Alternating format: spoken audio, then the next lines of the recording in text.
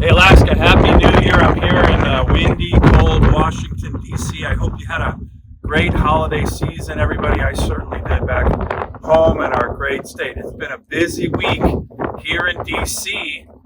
First off, we started by certifying the election. That's the constitutional duty of the Congress.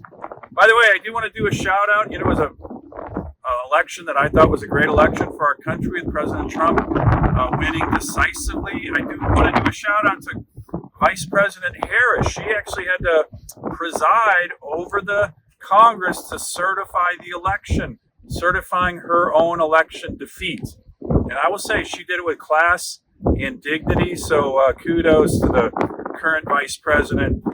We also had the ceremony of former President Jimmy Carter, who died a couple weeks ago, lying here in state in the Capitol Rotunda. I went to that ceremony to pay my respects to President Carter and his family. Look, I didn't agree with President Carter on a lot of things. Certainly Alaska lands issues. I thought he not strong enough on our military, but I will say this. He was a man of deep faith. He was a man who was focused on Middle East peace.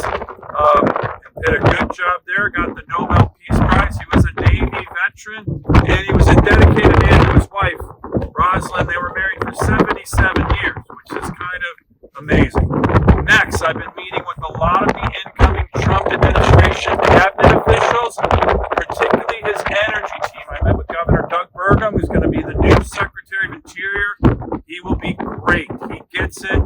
Boy, oh boy, he will be such a change from Secretary Holland, who never kept her word to me on so many issues dealing with Alaska, and the Secretary of Energy, Chris Wright. He'll be fantastic. Great meetings with them.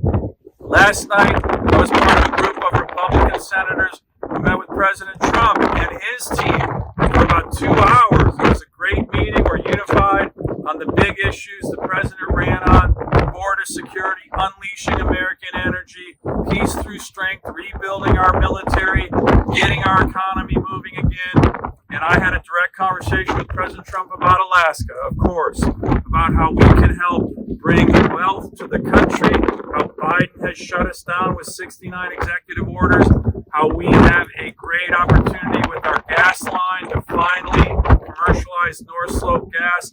Long discussion with the president, Anwar, NPRA, and I think he and his team are motivated to help us and reverse the damage and the war on Alaska that the Biden administration has carried out and is still carrying out to this day. And then finally, right here in the Senate, just about an hour ago, I voted for the Lake and Riley bill. That, you might remember, is named after a young University of Georgia student, 20-year-old nursing student, beautiful young woman who was murdered by an illegal alien who came in this country, was caught, had a long record, and was released. Catch and release, which is what the Biden administration is all about in terms of over 10 million illegals in the last 4 years, fentanyl flooding into our country, including especially in Alaska. And we're saying, now that we're in charge, no more. By the way, that passed with over 80 senators, the cloture vote. Even Chuck Schumer voted for this. Chuck Schumer wouldn't bring this bill up